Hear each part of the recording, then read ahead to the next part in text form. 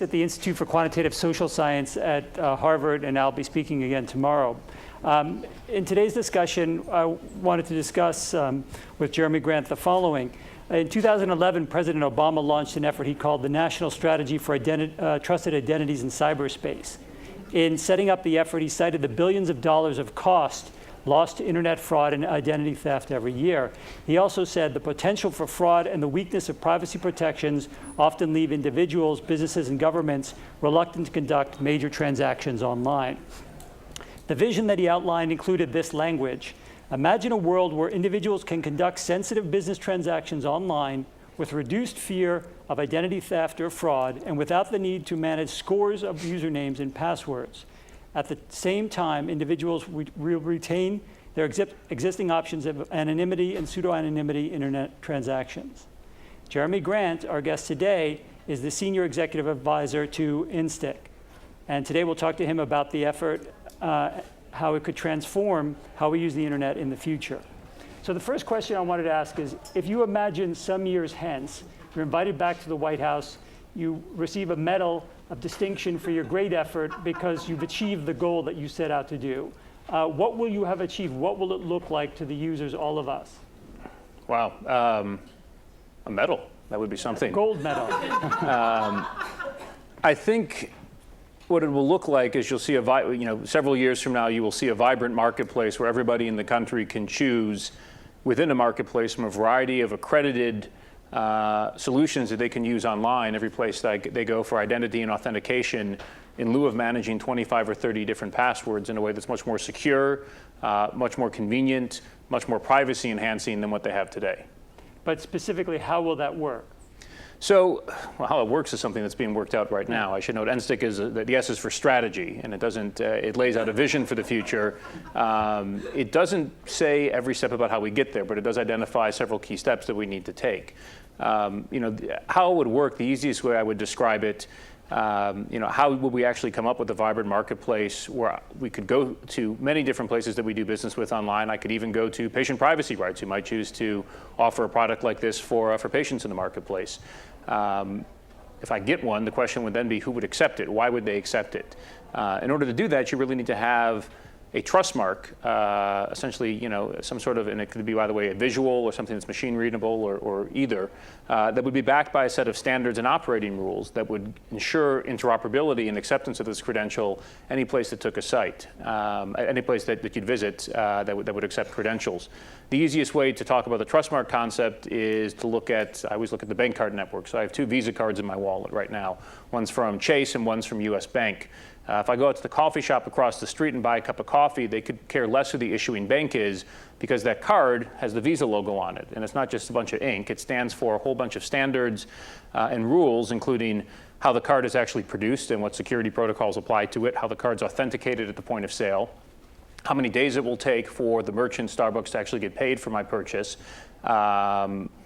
what the interchange fee will be for actually using that network. And some would argue, a lot of lawyers would argue in particular, most importantly, that if Adam here steals my card and buys Starbucks for everybody here, and I look at the charge later in the month and go, I didn't do that, there's rules that are in place that actually allocate liability between the consumer, the issuer of the card, and the merchant, with the merchant taking most of the loss, but there's at least rules that are there that ensure a basis for predictability. Online today, we don't have that. You're starting to see some firms, say like Google, Facebook, offer federated login, but most of the schemes that are out there are really sort of company specific.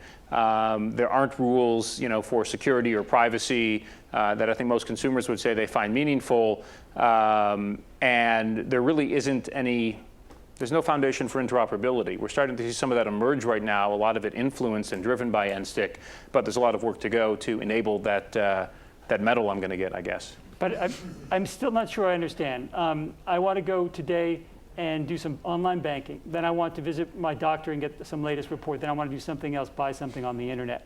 Am I presenting some kind of token to create those transactions, a number, and then I have to double authenticate? What exactly am I doing in the future for which this medal is dependent? That in manifest form, what is it exactly? So the answer is it could be several things. One of the things, when you're asking sort of what technology am I using, and one of the things that the White House did when they were putting the strategy together back in 2010, early 2011, was specifically decided not to mandate any particular technology or approach. The reason being that there's simply too much innovation, too many entrepreneurs in the space who are coming up with really good ways to authenticate online. The worst thing we could do would be to do what a lot of other countries have done and said, hey, we'll just do a smart card, or we'll just give you a key fob, or it'll just be an app for your smartphone. The idea was, let's actually talk about the outcomes we're looking to achieve and realize that there's going to be a lot of different technologies, including ones we probably haven't even thought of, that will enable this sort of secure, privacy-enhancing experience. So, what could it be? You might choose to get a smart card. You might choose to get a dongle.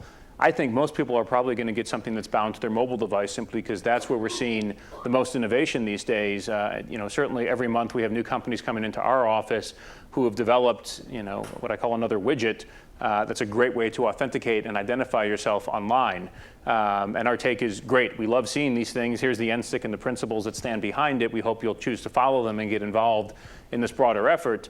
But the fact that there's innovation going on right now and people thinking of better ways to do it than what we've seen in the marketplace to date, a lot of which consumers frankly haven't been enamored with, that's what we really want to drive as a marketplace that supports innovation, but also is consistent with these guiding principles. Recently, you told the Wall Street Journal that passwords are awful and they need to be shot. Why do you favor the capital punishment for a password? Yeah, so it was fun. I had both the Wall Street Journal and CBS Evening News said, oh, we got to get that guy saying this on the news that night. Both were 20-minute interviews where they actually whittled me down to the exact same quote, and I sounded like a very violent person. The broader quote was talking about the history of passwords and noting that in 2004, Bill Gates said passwords are dead. And my point's been 10 years later, he obviously was wrong. They're very much alive, and they're causing us a lot of problems, and they need to be shot. So there's a little bit of context behind the gun metaphor. But the reason they need to be shot is they're frankly becoming, well, when you look at all the problems we have in cybersecurity today, passwords tend to be at the root of a lot of them.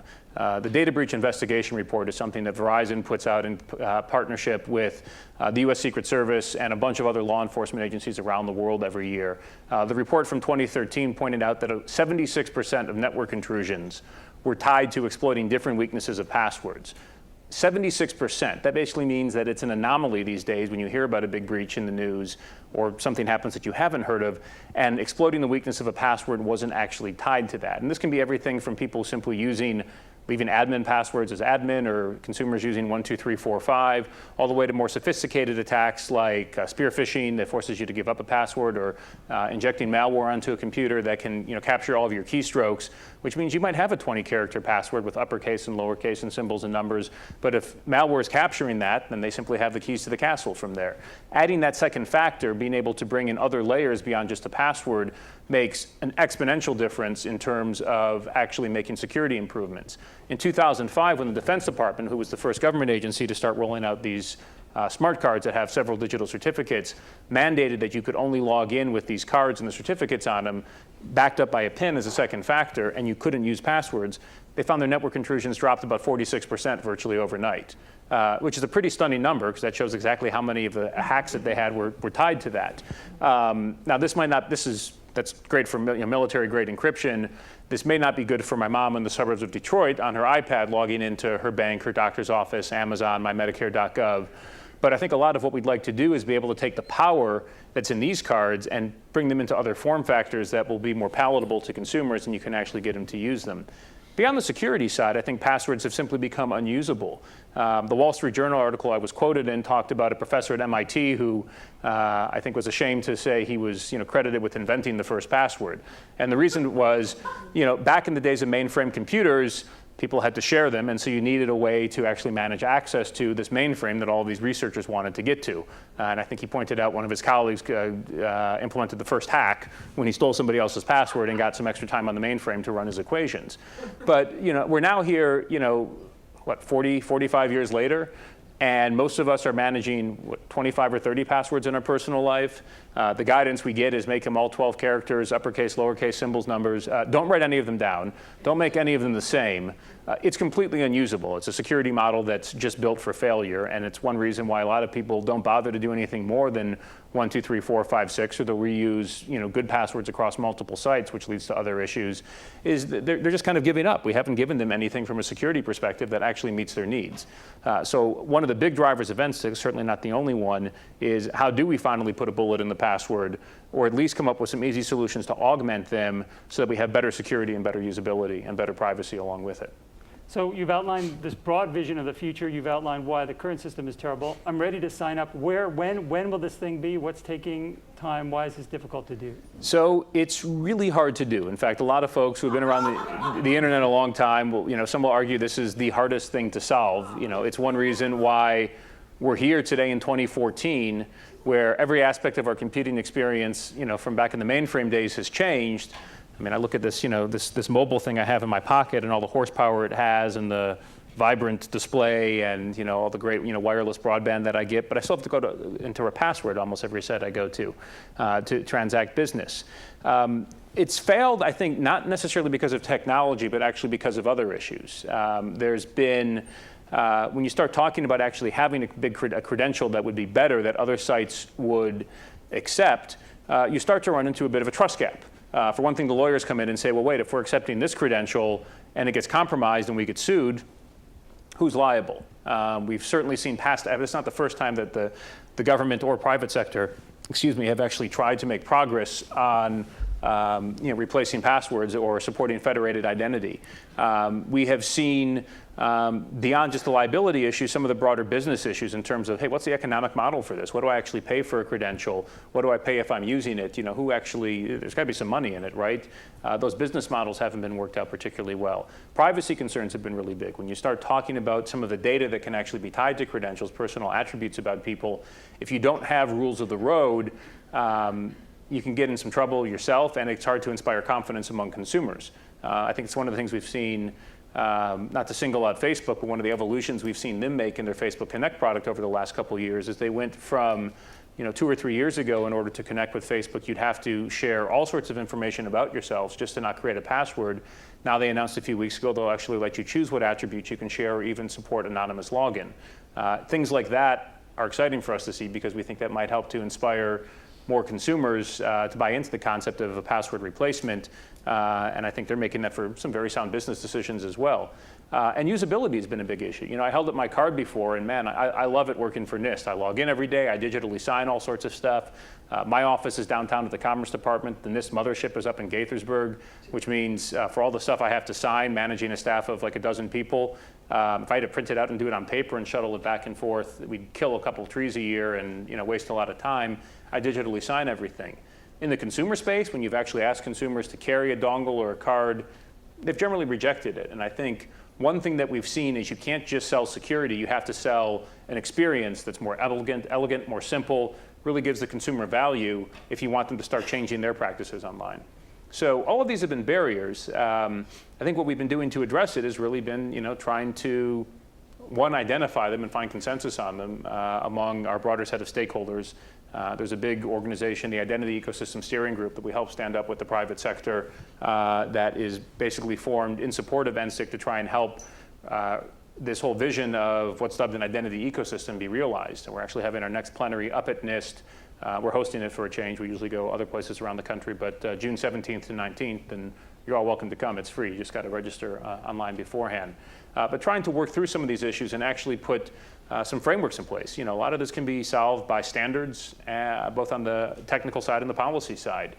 Doing some pilots that make use of the standards and support them and demonstrate the value proposition, having the government start to be an early adopter of this premise, and demonstrating the promise of the technology. All of these are things that can start to collectively swirl around and start to catalyze a marketplace that we don't have today. This morning we heard from Peter Schaaf in Germany a little about some of the situation in Europe. Are there countries that have done similar kinds of things successfully? What are some of the other models? So we've seen, Nsik, I describe it sometimes as a distinctly American model, which might not be so accurate. Now, there are some other countries that are also working in partnership with the private sector to address identity, but it's one that I think is distinctly American in that Americans have long rejected the concept of a national ID card. The traditional response in Europe to digital identity has been the government will simply give you a card and you'll use it every place you go.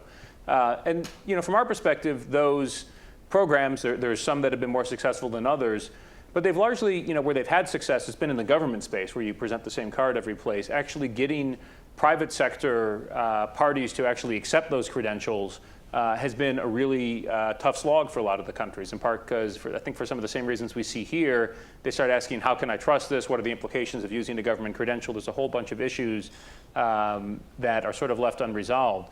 And in Germany, certainly, we've actually, we just hosted a delegation from the German National ID program about a month ago.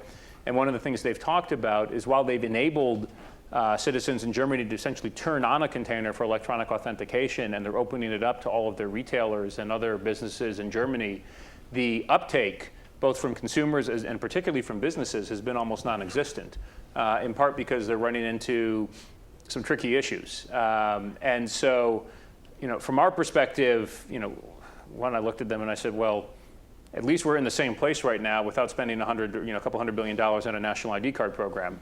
But from our perspective, we don't think the government needs to be the issuer of what Americans use to log in online. In fact, we think that's a bad idea. There may be ways that the government can play a role in helping with it, whether it's from NIST playing a role in voluntary consensus bodies for standards and trying to drive standards forward.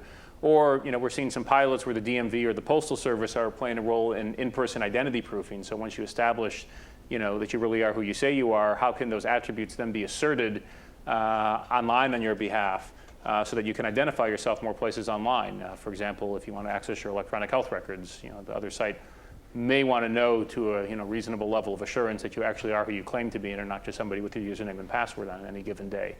What we have seen as well is a number of countries, both national ID focused, as well as others, trying to look, to what we're doing, and we actually collaborate quite a bit. We've, a couple times a year, we have sort of a fledgling group of about 10 countries that get together for what we call an International Identity Summit, government only for a couple days, just talking about lessons learned, experiences from different efforts.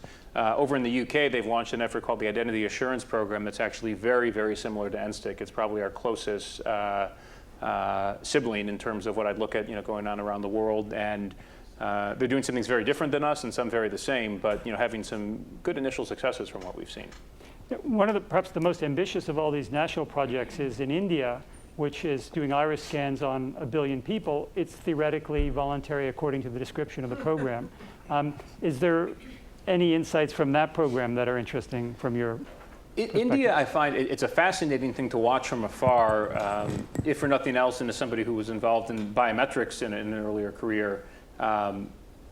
The scale issues that they're actually testing are really fascinating. I mean, biometrics, one of the issues is, okay, so you're looking at unique data points on people, but you do get to a certain number when you start to run out of unique data points.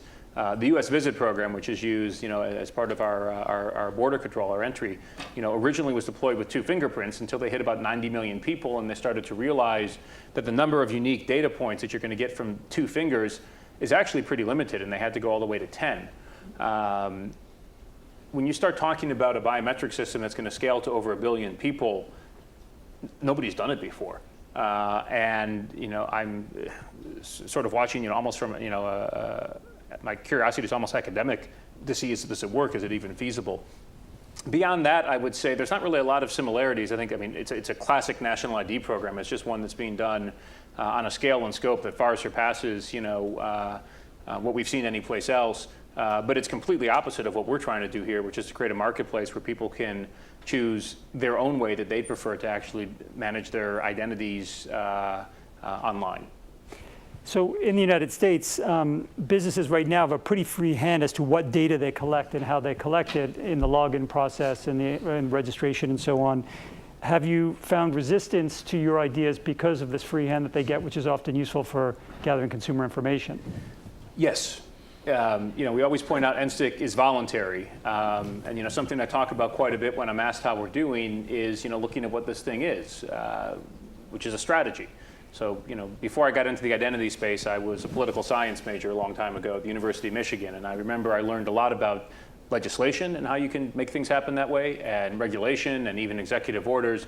We never learned about strategy back in Ann Arbor. And the reason is it isn't actually, it's a little secret, it's not actually anything that means much. It's the Nsik at the end of the day is a really well-written document that was signed by the president, and certainly there's some oomph that comes with that. But it's all carrot and no stick. It essentially lays out a compelling vision where we've succeeded in getting a lot of companies, although some have chosen not to participate in part because of some of these concerns that you raised on it. It may actually limit some of their business practices around data. But we've been able to rally a really great coalition of big companies and advocates and academics and governments all together who think this is the right direction to go in, and they're working together, but there are some big names that aren't at the table. And I don't think that's overly surprising. But what has been nice to see is, I also point out, certainly to our steering group, when they say, man, we've really got to get X company here. Well, they may not want to show up at a steering group meeting, but that doesn't mean that they're not engaging with us or other stakeholders, or even if they say they don't like the Nsik, that doesn't mean they're not paying attention to it. We feel like one of the best things that we're able to do, both from our office as well as leveraging the White House, is gives us a bit of a bully pulpit to actually be talking about what identity and authentication solutions ought to be doing online, and what rights people should have when it comes to their privacy, how you should be setting default protections around collection of data and use of it, that whether you like it or not, it's still something that you have to pay attention to. I mentioned Facebook before and some of the changes they're made. They haven't participated in Nsik at all, other than we've talked to them. And while I can't claim credit for any of the changes that they announced a few weeks ago, I can tell you we were excited to see them because it looks a lot more like what we asked them to consider doing a few years ago. So I do think, how do I say it? A lot of conversations we have with companies too, they tend to be focused on their quarterly results, and so they're looking 3, 6, maybe 12 months ahead. And the notion of changing the way that they're actually collecting data is something that will freak them out. In some cases, because they see it, they only see the downside in the change. But I think what we're seeing over the long term is companies are starting to realize that there is actually upside and perhaps new economic value in actually empowering individuals to have more control over their information and their data. This notion that a lot of firms have of all of your data is ours and we're just going to collect it, buy it, sell it, swap it, may sort of be where we're in the market today. But one thing I talk about, and this is I think it'd be foolish to say that just because that's where we're at right now, that's where we're going to be, for the rest of time. And there's, I think, a lot of firms, who are a little bit more enlightened might be too strong a word, but I think there's a lot of firms and organizations that are out there that recognize that by actually giving the individual much more say in what is done with their data, they actually may be able to derive more economic value from that data than if they just collect it without asking or doing it through some 40-page privacy policy that doesn't make anything clear to anybody. How long do you think it'll be before there is this wide adoption of the systems that you're talking about? Is it a question of months, of years, a question of when your hair turns completely gray? How long? Grayer, by the way, since I started this job. I think it's going to take some time. I think you're basically starting with a great vision that's backed up by the White House, and we've got by the way, it's not just that, we get some money from Congress every year too to support the steering group in our office and pilots and other things in government. I think it's something that will be slow to evolve, but the way I look at it is every year we sort of look back at where we were 12 months ago, and we're very excited about where we're going. A lot of the problem has really been when you talk about these federated identity solutions, they've always been hamstrung by the old chicken and egg problem. If I'm a consumer, why would I bother to go to company XYZ or patient privacy rights and pay for this credential if none of the sites I do business with are going to use it? And likewise, if I'm company ABC, why would I bother to integrate with the identity solution offered by patient privacy rights if only 10,000 people carry it and I've got 50 million that visit my site every year? So one of the things we've tried to do with the pilots is get out of the chicken and egg conundrum and basically pay for some chickens and some eggs. And here's where I take the metaphor a couple steps too far. But the healthy ones hatch and reproduce and grow, and pretty soon you have a chicken farm or a poultry industry, or you can take this one where you want. But we've really been trying to strategically fund some pilots, and we're in the middle of evaluating proposals for a third round of pilots right now that can help to get out of this problem, because it's clear that, left to, if you just leave the market to its own devices, they've struggled with this for a long time. They failed to overcome some of the barriers I've talked about, and they can use some help to pull things together. One of the best quotes about our pilots actually came from one of the applications we're evaluating, where I don't have it in front of me, but to paraphrase, it said, the nice thing about Nsik and these pilot dollars, while it's not a huge sum of money in the scheme of the whole marketplace, is it served as an incentive to bring together a number of firms and organizations that might have never talked to each other, might have often just been competing with each other rather than look for ways to collaborate, and they're doing something that they wouldn't have done otherwise, which is really what we wanted the pilot to do, was to make some things happen that otherwise would not. Now, to be clear, I think we should be doing twice as much as what we're doing. We're limited by the funding that we've had, and we never have gotten our full request from the Hill relative to what the White House has asked for. But we're making good progress there. And so I think between what we're seeing with the pilots, as well as some of the things the government is actually doing for its own sites, I think 18 to 24 months from now, you should be able to, as a consumer, be able to get at least one or two credentials someplace that you'll be able to use at a few sites. Beyond that, Windows has become ubiquitous. That's a much harder thing to say. I think this is still a very early stage of the market where we're encouraged by what we're seeing. But am I going to say this will be done in 5 years and we'll all get medals? I mean, that'd be nice. I want my ceremony to look kind of like the end of Star Wars. That'd be pretty cool if it was like that. No, I don't think, I hesitate to put a date on it, because I think we have to first accomplish some things in the next 18 to 24 months that are going to be foundational to then helping the marketplace expand. I want to shortly open the floor to questions, so please think of your questions. I wanted to ask, though, before that, how does health data fit into this, in your estimation? So health, talking about things that could accelerate this, when we look across different verticals from our office, health seems to be one that has some of the biggest need, and in some cases is the farthest behind. And I hope that's not anything too harsh to say that. But the promise of health information technology is really exciting. But when you start to get down to some of the use cases of my personal data is now going to be online, and either I or my physician or somebody else is going to be able to log in somehow and actually get access to it or share it different places, that's a really hard thing to actually make successful without solving this identity conundrum.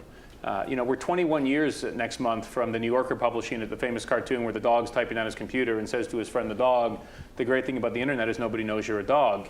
And it's great that you can go online these days in some use cases and be a dog. If you're leaving really thoughtful comments at the end of somebody's blog or a news article, or there's a lot of things you can do where it doesn't matter who you are. But I think health is one of those applications. We certainly see it within the US government, where if you don't know definitively that you're really Adam and not a dog, that application's simply not going to be online. Or if it is, it's only a matter of time until something unpleasant happens, because the data is not actually really being secured. And so from our perspective, identity is something that if you can get this identity foundation of the internet solved, it opens up a whole bunch of value in terms of new applications you can do for businesses, for consumers, for government, not only in healthcare, but in a variety of different verticals. But I think health, both being in an industry that is somewhat regulated, you have a federal government that's doing quite a bit right now to try and drive adoption of electronic health records and putting some real dollars behind it. And because of the kind of data you're talking about, boy, when you look at all of the different dossiers that are out there on me in different databases, my health information is probably some of the juiciest to somebody who wants to mess with me. And so it really suggests that we take some steps to get it right. In fact, a lot of our pilots have had a heavy healthcare nexus, in part because we think it's quite important. We should also note to collaborate quite closely with ONC on this, including more or less sharing a staff member between our two offices, Debbie Bucci, trying to make sure that we can get this right. Let's open now to some questions, or if anyone has great solutions or insights to share. It would be best if you'd be so kind as to step up to the microphone, just so that anyone listening on the podcast could hear. Follow up on my comment about breath print analysis. Have you funded any proposals to look at breath print analyzers He may not have heard that. He Hi, wasn't it's here me. for the breath. You wouldn't need username or password. You just say, hi, it's me, and it knows it's you. I'll tell you, I've been around a lot of biometrics. I've never actually heard of anybody even talking about breath print. So that's the new one. Google 3-syllable biometric breath prints, and you'll find a variety of vendors. Yeah. We haven't, and we've actually, more to the point, we've actually stayed away from funding pilots that focus on just one new modality. Our take's been the problems we have with authentication online aren't related to a lack of great technology, but rather the other issues around it, the frameworks for accepting credentials in an interoperable manner, the privacy foundation behind it. My general takes, where we've seen new modalities that have gotten funded. I mean, we're certainly doing some things with voice, with face, that are a small component of other pilots. But they've been, when they wrap it into a much bigger framework that actually would be repeatable, as opposed to just saying, here's a technology, this will solve all your password problems. But you're seeing people put voice or face prints into a multi-channel identification system. In one example, yes. But my point is we've specifically not focused on modalities. We've had a number, I mentioned earlier, one of the focuses of our pilots has been we want to fund things to make something happen that otherwise would not. So our office's general view on this has been when somebody comes to us and says, here's a great new idea for an authentication technology, can I please have $2 million to develop it? Our take's been, well, there's other places for that, like the venture community or traditional research grants to develop these sorts of things. We're much more interested in taking technologies that are ready for market or close to it and actually showing how they can be deployed across tens of thousands of users, not just in a single setting, but across multiple reliant parties, so that somebody might be using theirs at PayPal one day and at a hospital the next, and at a state government site the third. That's really been they've been more, I would say, holistic pilots in their approach as opposed to focusing on specific technology modes. We've got two questions here, then one over there. Please go ahead. Hey, hi, this is Andy Orem. There's been a certificate system on the web for a long time, which is plagued with all kinds of problems. Whether it's some random person getting a certificate that says they're Microsoft, or people just getting used to click through when they're warned about sites because administrators don't update them. So what have you learned from the certificate system? How will you avoid these things? Boy, it's a good question.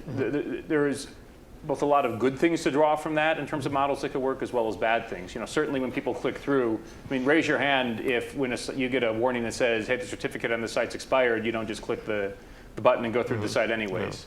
So this is a good question. You guys are all focused on privacy, right? So this is, and security. It's an example of a solution that probably hasn't worked as well as the creators thought it would. Usability is something we focus on quite a lot. I don't have a great answer other than to say it's an issue, and if it's not addressed, then the solutions that are out there probably aren't going to do all the things we hope they are.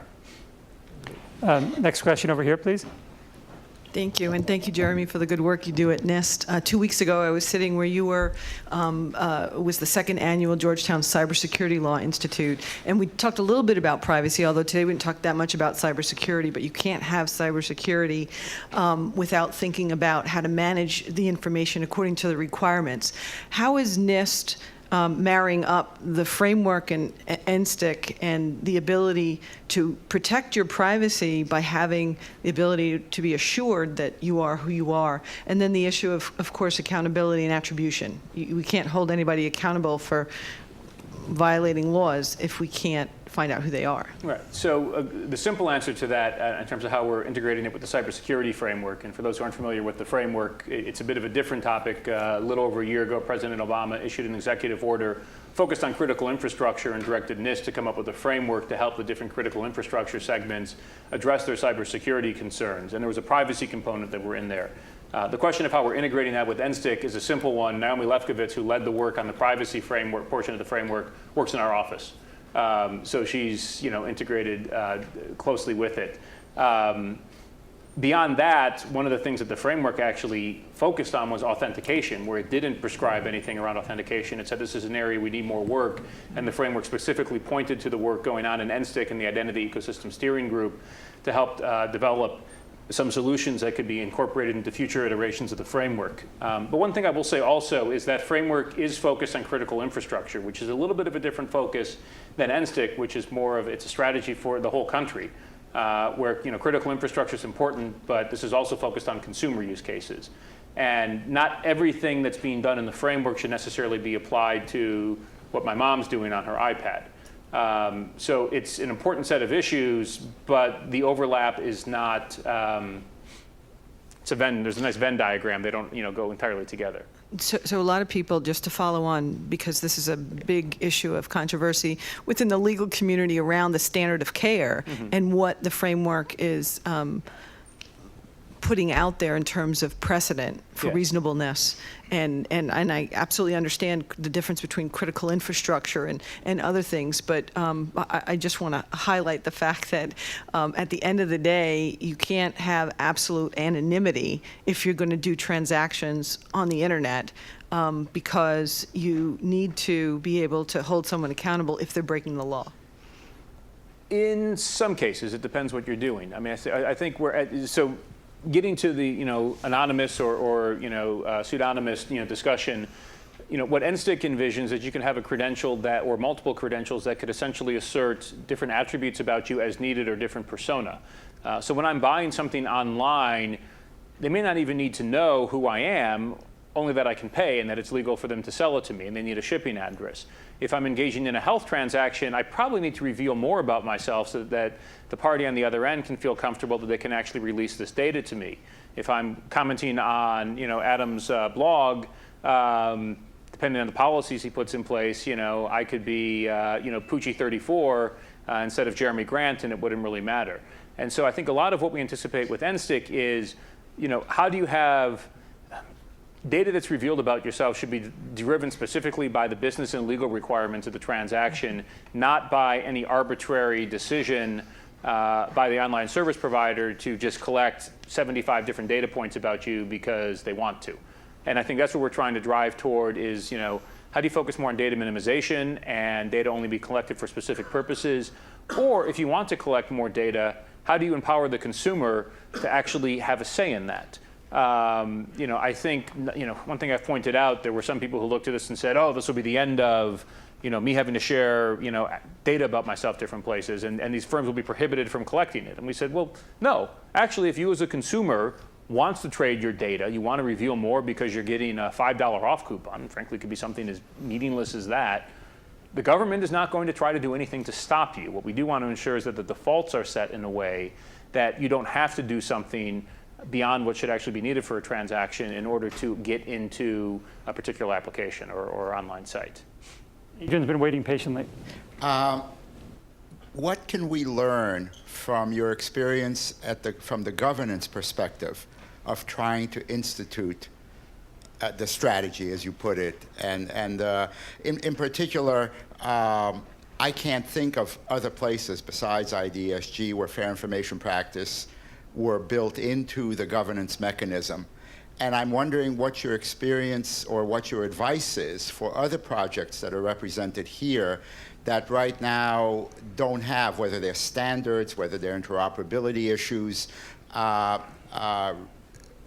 what can we learn from the governance mechanism that you've spent so much time working through? With the strategy itself, mandating adherence to the FIPS and some core privacy rules, or the broader identity ecosystem steering group governance, that's a bit of a different conversation. I mean it in the broader sense. In other words, are you aware of other equally careful with respect to FIPS governance mechanisms that are out there in other countries or in other domains?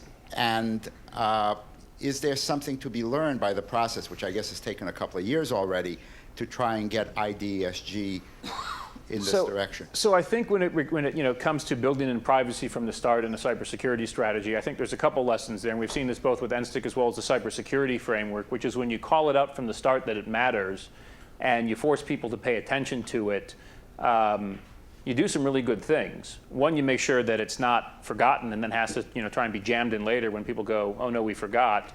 Two, you're able to bring in to the table some advocates who might have ordinarily thrown grenades at the effort because they start looking at all the bad things that could happen, and they're instead willing to engage constructively at times, and it depends on the advocate, to actually help this effort succeed.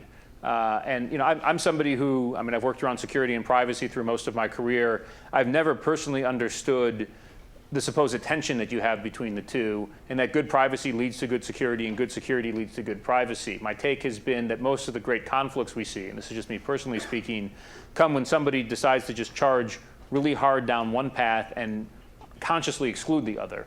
That might be a little harsh, but that's certainly what we've seen, both in other government initiatives here and around the world, as well as in stuff in the private sector. I think when you say from the start that this matters, and you make an effort to include folks from both sides, both communities and others from the start, you save yourself a lot of headaches, and you do the right thing.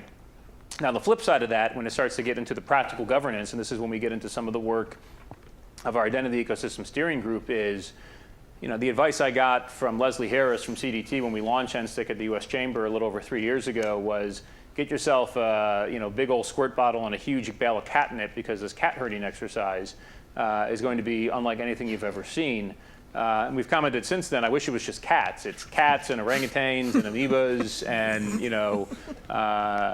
mushrooms. It's a wild group. Our board of directors includes Adrian, Kalia Hamlin, who I think you guys heard from yesterday, and somebody from the AARP, so all folks who are great champions from the advocacy community, along with firms like LexisNexis, Oracle, Citigroup was our previous chair, Aetna, Neiman Marcus, some big companies who might not necessarily sit down and actually work with some of the other organizations that we're talking about normally. And what's great is, it's a little bit like a bad bar joke. All these folks walked into a bar and they actually all agree on something. So the good news is they all agree. The bad news is it does take longer, I think, to make progress. It's funny, when we were looking for governance models early on, one of the things that was suggested by a few different, I think, very well-meaning advocates was that we looked at what was done with the PCI standards for payment cards. And the more I looked at that, I said, well, that was an interesting story, but that has absolutely no resemblance to what we're trying to create. The PCI was basically 5 or 6 bank card organizations that all more or less had the exact same business and interests. I'm sure they all compete against each other, but they all basically were able to get together in a room and work out a standard and sort of, impose it on everybody. This is the opposite. We have about as big a tent as you can imagine. Progress moves forward, but it is slow. So we have less than 5 minutes left. We can now go into our speed round of final questioning with our last 3 questioners. Please, Deborah. Well, I just wanted to see if you could make it a little more real for patients in the future. So I have this card. What does that mean? I go to the doctor. That doesn't mean I have to give them my mother's maiden name and fill 99 things out. So they just know that some entity, it could be the post office, it could be a major company, it could be a bank, has issued me an ID, and they've verified that I'm me, and so they just know it's me. I don't have to do anything else, and I prove it's me. Is that how it would work in healthcare? I think the way it's probably going to work in most settings is you won't have to fill some things out, and some things you will. For example, Clayton, do you want to know her mother's maiden name for what you guys are going to do? No. or at best, maybe. Yeah. And so I think one thing you're talking about here is essentially choosing to trust another organization to be your agent out there, who knows this information about you, who's vetted it, and then who can assert these attributes on your behalf. And I think one thing that people are struggling with in the business model is the more data they have about you that they can assert on your behalf gives you more convenience and probably gives more value to the online service providers who are going to get information there. But how much do you actually want that agent to know? And I think this is where there's a lot of work to still be figured out. Well, yes, and my understanding, and this is what I was hoping you could explain, is at the medical practice, the only attribute they need to get from my issuer, trusted issuer, is that it's me, me, my age, whatever. But if I went, I don't know, to pick up a prescription for a controlled substance, maybe it would need to be me plus something else, driver's license information. I don't know what, but my idea was that whatever all those attributes are, only the minimal ones that would be needed for a particular transaction would be shared. So we'd be essentially having more privacy. Yeah, and that's the idea behind it is, you know, Okay. information should be shared as needed, so where there's a requirement. So, I mean, when I go to a new doctor, as I did about a month ago, did they actually need my SSN? I don't think so. I didn't fill it out, but they asked for it. Should the Postal Service, if I'm getting my trusted credential through them, assert my SSN to a healthcare provider if it's not actually needed for the transaction? We have 2 minutes left. If we can do one very, very quick question and quick answer. Just a comment for you to observe, comment about. You spent a lot of time talking about identity and authentication. A lot of healthcare gets around the issues of authentication and identity management by trust frameworks and being able to assert and trust within the framework, provided they all have common standards, policies, levels of certification, and stuff like that. The other side of it is authorization goes hand in hand with authentication. And where you can reduce the number of breaches with proper authentication and strength, you can reduce the impact of those breaches with proper authorization mechanisms and stuff like that. So I agree 100%. I didn't talk about trust frameworks in part because sometimes when you're dealing with a crowd who hasn't talked about identity that much, people go, what's that? But it's really something that's at the center of a lot of what we want to do with Nsik is how can we have more, better, broader trust frameworks that actually enable the acceptance of credentials between different entities without having to basically essentially negotiate a new agreement from scratch. And the authorization issue is an absolutely important one as well, particularly in the enterprise. So thank you. I'm sorry that we've fallen out of time. We've run out of time now, but I wanted to thank you very much for your questions and answers today, and thank you for being here. Moderating. It's great.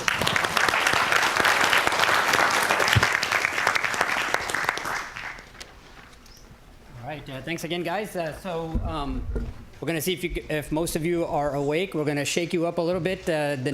We have 3 topics going on simultaneously. After the break, there's going to be a 10-minute break. If you guys can take a look at your agendas, there are 3 topics. One is healthcare laws, U.S., state, and international perspectives, privacy and new healthcare models, and health data exchange. The third one is in this room. Okay, so if you want to stay for Corinne's panel, that's going to stay in this room. The other 2, the first one, which is called Healthcare Laws, U.S. State, and International Perspectives, that's in room 201, which is near where you guys had lunch. So if you go up the steps, just like you did for lunch, it's going to be near that room. Again, 201 is that room, and people will show you show you around as well.